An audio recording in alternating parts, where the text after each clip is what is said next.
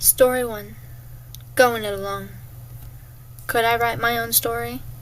I pondered this question as I walked through the pearly halls of the palace. The floors are white, sleek, and smooth. It smelled as if someone had just made a delightful dish.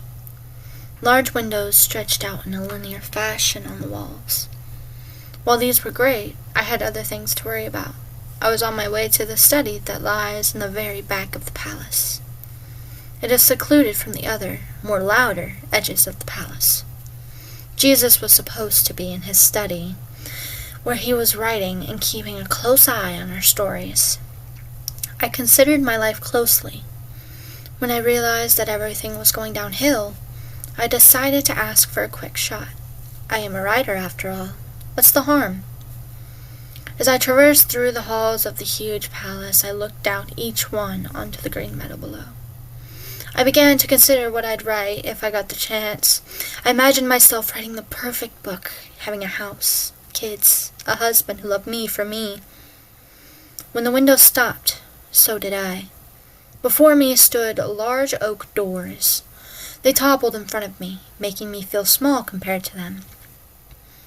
I put my hand on the doors. They were cold to the touch. My heat radiated from between them. I put my right hand into a fist and knocked on the door. "Come in," a voice shouted from behind the doors. The doors weren't very heavy, and they didn't make a sound when they came open. A wave of fresh air hit my senses. I stared forwards. It was as if a terrace had opened up in front of me. The study had a terrace-like feature. With a marble railing at the back of the room, the wall was opened to reveal the best spot to look over the people below. Among the rooms, pages and books were stacked in rows, columns, all over the place. I walked among them, staring at the endlessly growing stories being written. I finally reached the middle of the huge maze when the floor opened up just a bit. A desk sat in the middle of a huge terrace. A man was sitting there, although his back was turned to me. His dirty blonde hair and white garment said it all. "That's looking for someone?" he asked. "Actually, yeah, I was looking for you," I replied. Jesus turned around and smiled. His brown eyes were slumped. Either he was tired or he was depressed. Which one? I have no idea. Jesus gestured to the spot next to him. "Pull up a chair," he said. I turned and grabbed a chair from the stack of papers to my right, putting it next to Jesus. Sitting next to Jesus was like sitting by a fountain. Love and peace flowed from him like crazy, keeping me calm next to him. Jesus had a black pen in his hand and was writing on a piece of paper. What seemed to be the book laid next to Jesus on his left side. As I sat silently and watched him, my eyes fell on a name. My name. Jesus was writing my story in the midst of all of this? The words erupted from my mouth before I could stop them. "May I try?" I asked, eagerly. Jesus stopped writing and turned to me. Disappointment seemed to cross his face, but it was gone as soon as it had come. He seemed to ponder the question for a moment, looking like the judge everyone on earth made him out to be. A few more moments passed before Jesus lifted his hand, holding the pen out for me to take. "Are you certain?" he asked me. "I am certain," I answered, getting more eager by the second. I took his pen in my hand. It is sleek and smooth like the pearly walls outside the study. The desk in front of me is now empty. Jesus has gotten up from his seat. He began into the huge stack of papers and books. "I'll be around if you need help," Jesus said as he wandered off. "Okay," I hollered back. I turned to the page in front of me. It was blank. No one had written on it yet. I immediately got to work writing down all my heart's desires. A little while later, the room began to heat up suddenly. I was only halfway through the page, as it was pretty big.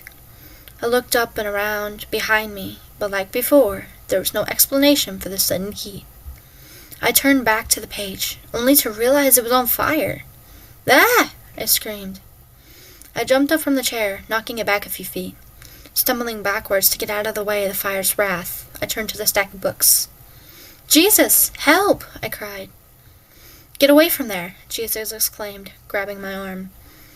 Jesus pulled me back and away from the flames. There was a sense of urgency in his voice as he looked over my arms. "What have I told you about playing with fire?" Jesus asked. I'm sorry, Jesus," I started. Surprised by his outburst and the thought that I had almost burned down his entire study, tears began to threaten my eyes. I hadn't meant to do it. It just happened. Jesus noted my discomfort and pulled me into an embrace. His voice dropped into a soft whisper as he spoke to me. "This is why we don't play with fire," he said. I replied, "I know. I looked back towards the desk, where a small fire still kindles at the base of the desk on the floor. The paper, on the other hand, turned full ashes. None of it was left on the desk where it used to be. Jesus pulled back and held out his hand to me. "Can I be any help?" he asked me.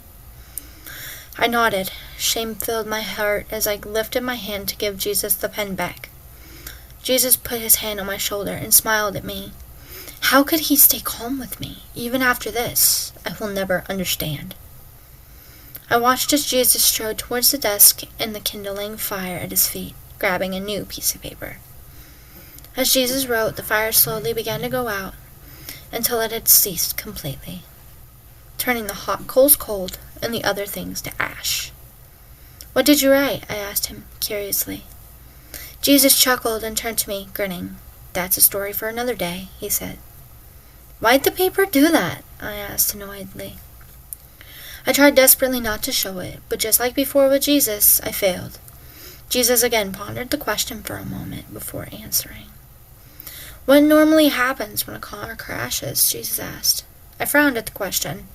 What did a car crash have to do with the paper burning? As soon as the thought came, it was dismissed. I understood.